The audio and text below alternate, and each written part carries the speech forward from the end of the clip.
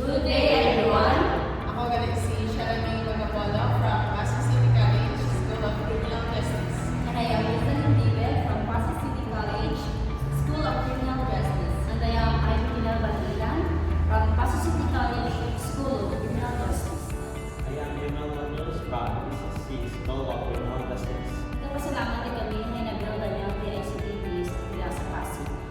May madami kinablitan, pinabinigay ka namin, nakaabang kami ka pre-printing, pre-wifi, at pre-charging. Very thankful din kami na napupudili ang DICT sa Pasig. Kaya hindi lang kami ng mga student ang maka-benefit ka DICT, pati ang mga may ubra o ang mga iba na pwede nga gusto na na mag-print, na free ang print din ka di, free man ang wifi, free man ang charge direct ka.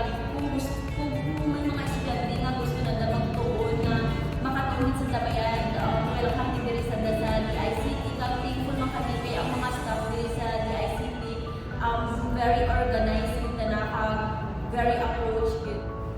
Thankful din kami kay namin recipient kami sa orientation about cyber security awareness 101 and cyber security for children.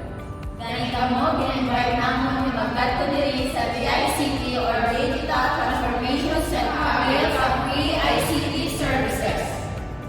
Thank you.